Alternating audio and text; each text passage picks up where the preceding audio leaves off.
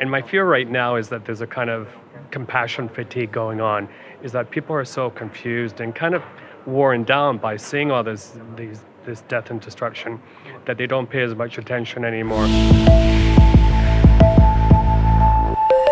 Well, I've often said that whether we're talking about South Sudan, whether we're talking about what's happening in Syria, the atrocities there, the 3-year-old conflict in Ukraine, which has now claimed an incredible 10,000 lives, I've always said the worst thing that could happen if the world averts its gaze.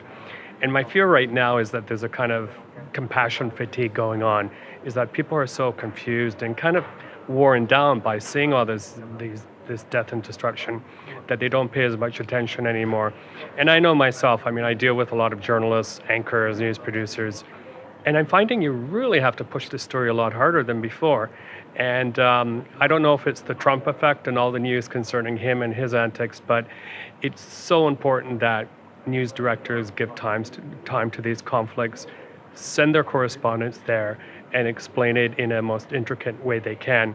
Because at the end of the day, if people don't see what's happening with their own eyes, they won't donate, capitals won't be aware, development professionals won't be aware. So very, very important to get these messages across of what's happening and also what makes each conflict unique. But the other thing I was going to say is that these things have multiplier effects. I'm hoping that from our panel, people will say, well, maybe I need to help UNICEF, or maybe I need to help Save the Children donate and help them make a difference.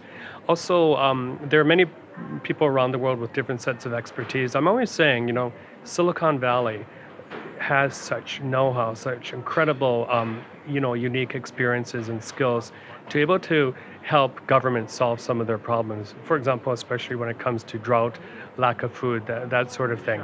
So it takes a number of different levers to be pulled. But again, if there isn't the political will to stop some of these conflicts, whatever we do as ordinary citizens couldn't have that much impact.